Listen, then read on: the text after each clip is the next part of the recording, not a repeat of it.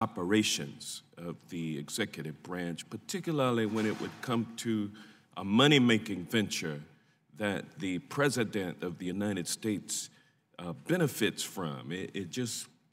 I don't understand why they can't understand the significance of overseeing these types of situations.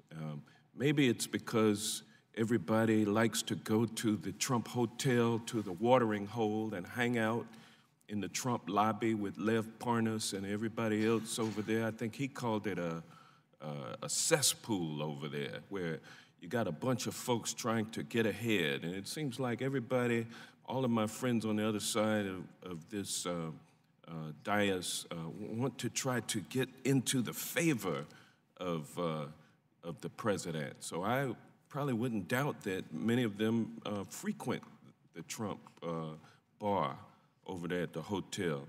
But at any rate, as the administrator of the General Services Administration, Ms. Murphy, you do understand the Emoluments Clause, the Foreign Emoluments Clause, do you not?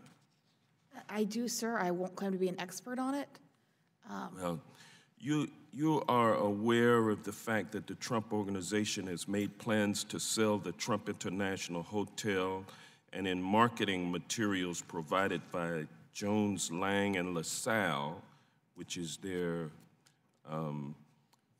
sales agent, the Trump Hotel has admitted that it has experienced only a 57% occupancy this year, which compared to a 75% occupancy rate for competing high-end hotels indicates that the Trump Hotel is not living up to expectations with respect to the leasing of hotel rooms.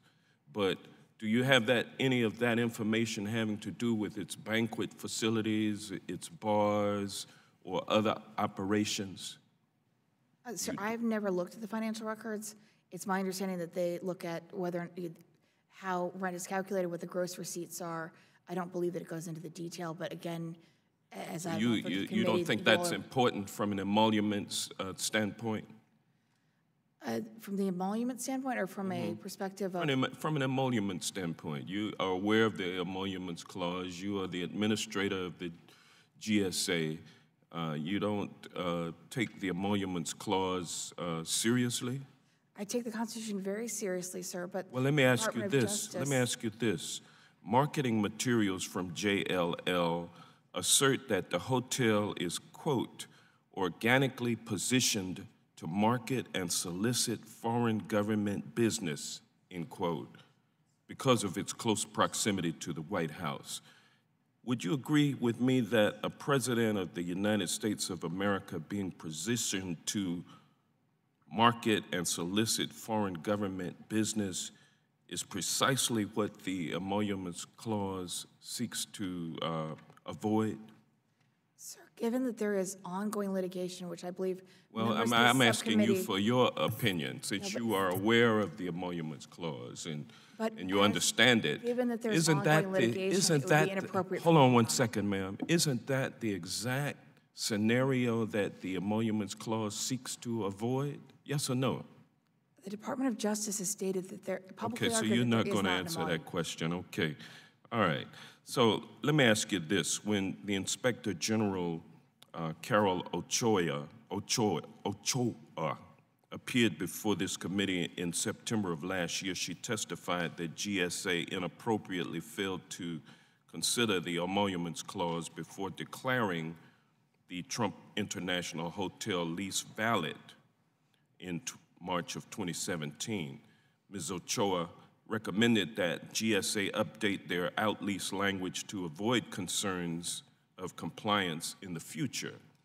And GSA has yet to make those amendments. Can you explain to the committee why GSA has resisted implementing the Inspector General's recommendations? So I'd like to first say that the GSA IG found that the decision to not evaluate the Emoluments Clause was made by the prior administration. No one in this administration was involved in that decision. The Now, you're not answering the question I just asked. The IG made a recommendation, and it was specifically that before continuing to use the language, GSA determine the purpose of the interested parties provision, conduct a formal legal review by the Office of General Counsel that includes consideration of the foreign presidential emoluments clauses, and revise the language to avoid ambiguity.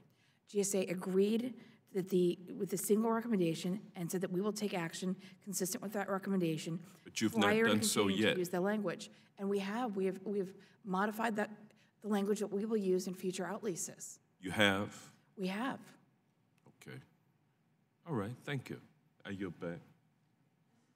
Just to be clear, in September 2019, the IG said that the agency's proposed corrective action is not responsive to the recommendation and therefore considers it an outstanding recommendation. So has this changed since September?